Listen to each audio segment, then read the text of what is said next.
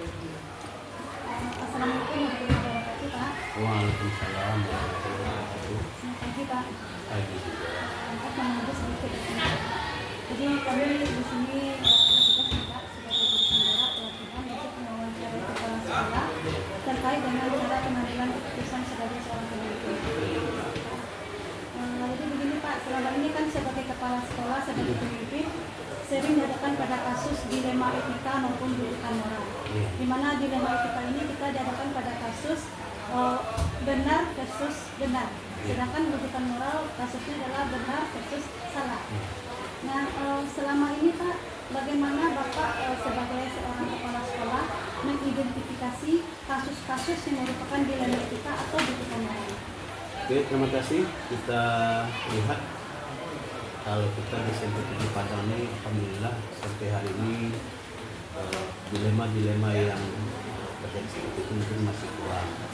Tapi kalaupun ada, kalau ada kasus-kasus yang terjadi di sekolah ini, tentu kita melihat fakta-fakta dulu. Kalau kita contohkan ada anak yang barangkali berkelahi antara si A dengan si B, itu untuk pemecahan masalahnya kita panggil dia. Kemudian panggil juga saksi. Lalu anak yang bersiteru ini kita minta tanda tangan satu persatu. Kemudian nanti kita minta keluar saksi. Setelah saksi berbicara, akan nampak antara si A dengan si B mana yang benar dan mana yang salah. Ketika sudah nampak hal seperti itu, tentu kita akan mengambil sebuah kesimpulan. Kalau memang ada si anak mempunyai kesalahan dengan si B, tentu yang punya kesalahan tadi diminta untuk minta maaf kepada si B. Anak itu kita damaikan, lalu kita harapkan ke depan tidak ada lagi perseteruan atau kasus-kasus yang seperti terjadi di awal tadi. Itu penyelesaiannya. Identifikasi dari awal ya. Kita lihat satu persatu, tanya ke si A, tanya ke si B, lalu kita minta saksi. Apakah saksi ini bisa berbicara dengan sebenarnya? Dilihat dari kasusnya nanti. Kalau sudah nampak hasilnya baru kita ambil kesimpulan.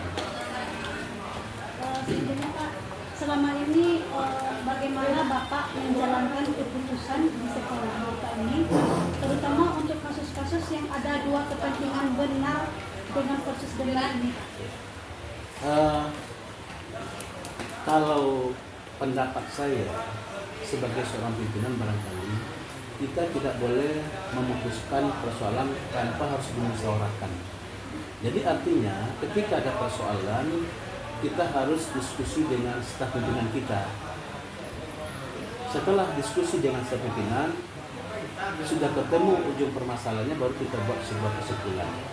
Nah, kesimpulan inilah yang membuat yang harus kita jalankan, sehingga pihak yang bersalah atau pihak yang tidak bersalah sama-sama memaklumi hasil dari keputusan musyawarah tadi. Langkah-langkah atau prosedur seperti apa yang biasa Bapak lakukan dalam penyelesaian masalah ini? Apakah dari bawah atau langsung jika ada masalah langsung ke kepala sekolah? Baik, terima kasih. Kalau ada kasus seperti itu, tentu kita yang pertama dapat laporan dulu. Laporan mungkin dari wakil atau dari guru-guru lain. Kalau terjadi hal seperti itu, seperti yang saya sampaikan tadi, tentu kita panggil orang yang bermasalah tadi, lalu kita tanya satu-satu permasalahannya. Setelah kita tanya satu-satu, nanti kita dapat kesimpulan. Dengan kesimpulan itu barangkali kita bisa menyelesaikan suatu persoalan. Artinya setelah ada pernyataan baik dari si A maupun dari si B, lalu kita minta dari saksi, setelah itu baru kita mengambil kesimpulan dari penyelesaian masalah tadi, dengan tetap bekerja sama dengan unsur pimpinan yang terkait, apakah itu guru BK, wali kelas dan segala macamnya. Jadi kita libatkan unsur yang ada. Ini bukannya. Oke, lanjut Pak. Jadi dalam prosedur tadi Pak, kira-kira yang Bapak anggap efektif dalam pengambilan keputusan dilema etika ini yang mana? Kalau untuk pengambilan keputusan tetap dari hasil musyawarah. Artinya kita tidak secara individu mengambil sebuah kesimpulan. Setelah kita diskusikan, kita musyawarahkan, setelah dapat kesimpulan baru kita ambil kesimpulan. Dan kalau kesimpulan ini barangkali masih belum mengenakan untuk pihak yang kita selesaikan, tentu kita akan konfirmasi lagi ke pihak atasan kita, ke dinas pendidikan. Jadi artinya walaupun Bapak sebagai seorang kepala sekolah tidak bisa memutuskan sendiri ya Pak? Tidak, harus ada. Kalau memang masalahnya berkembang dan tidak bisa kita selesaikan, tentu kita minta pihak yang lebih atas atau yang lebih berkuasa untuk menyelesaikannya. Ini Pak, selama ini apa sih yang menjadi tantangan Bapak sebagai seorang kepala sekolah dalam pengambilan keputusan kasus-kasus? Tantangan kita dalam mengambil keputusan ini memang agak berat. Kalau terjadi suatu persoalan, ketika keputusan diambil, pasti yang bersalah merasa tidak senang. Ya, pasti yang masalah merasa tidak senang dengan keputusan kita. Tapi kalau kita sudah musyawarahkan, sudah diskusikan bersama-sama, tentu akan ada satu kesimpulan, satu keputusan yang kita buat, yang barangkali ketika keputusan itu diambil, baik yang bersalah maupun yang tidak bersalah tentu siap untuk menerimanya. Mudah-mudahan dengan penyelesaian secara diskusi dan demokrasi, yang pihak bersalah bisa menerima persoalan yang terjadi, sehingga dia tidak menuntut untuk kelanjutannya. Sekolah kita ini kan besar ya, jadi siswanya banyak, tentu akan banyak muncul kasus-kasus ya Pak. Betul. Apakah Bapak punya jadwal tertentu dalam penyelesaian sebuah kasus seperti dilema etika ini? Pasti kita punya jadwal ya. Karena di sekolah ini memang kata Bu Nila banyak siswa kita itu bervariasi. Cara jadwal yang kita ambil itu yang pertama kita diskusi dengan wakil. Kemudian bertanya kepada guru BK atau guru BK yang menemui saya. Ketika itu ada persoalan, tentu kita selesaikan dengan cara musyawarah tadi. Tetap ada jadwal dibuat. Jadwalnya nanti kalau mana yang selesai dengan BK cukup dengan cukup dengan BK. Kalau tidak selesai dengan BK, lanjut ke wakil. Kalau wakil juga tidak selesai, baru ke kepala sekolah. Tapi harus berjenjang ya. Ini Pak, kira-kira faktor-faktor selama ini yang membantu mempermudah Bapak dalam menyelesaikan sebuah masalah kan? Yang membantu kita dalam menyelesaikan sebuah permasalahan pasti ada staf kita di sini, ada guru kita di sini, ada guru BK di sini. Setiap ada persoalan itu, tentu guru yang bersangkutan akan bersinergi dengan pihak-pihak terkait. Kalau ada kaitannya dengan pihak komite, kita akan undang komite. Kalau kaitannya itu ada dengan Pak Babin kita undang Babin. Sehingga persoalan itu bisa kita tuntaskan dan orang yang bersalah tadi bisa menerima dengan ikhlas.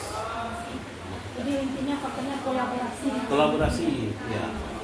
Tidak diputuskan secara individu saja. Terakhir Pak, mungkin Bapak bisa menceritakan sebuah kasus mungkin yang terjadi di sekolah kita atau mungkin pengalaman Bapak di sekolah ini nanti yang terkait dengan dilema ini dalam pengambilan keputusan Bapak mungkin.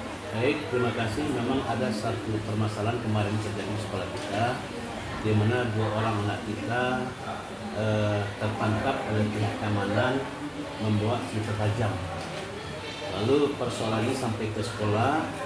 Bagi saya, sebelum saya ambil keputusan, tentu saya tanya dulu kilas balik dari anak yang bermasalah ini. Mulai ketika masuk di kelas 7, kelas 8 dan sampai kelas 9. Sampai di mana proses wali kelas melihat anak ini.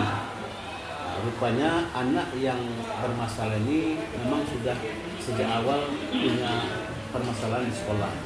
Mulai dari kelas 7, kelas 8 dan kelas 9.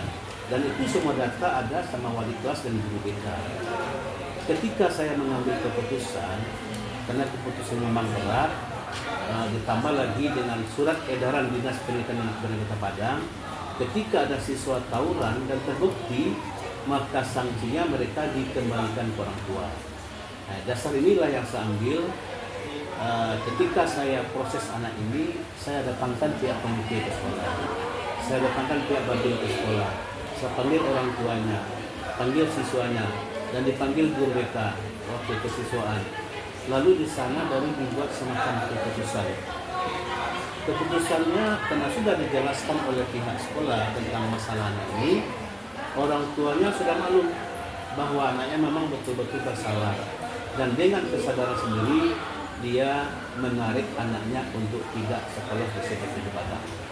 Itu keputusan terakhir.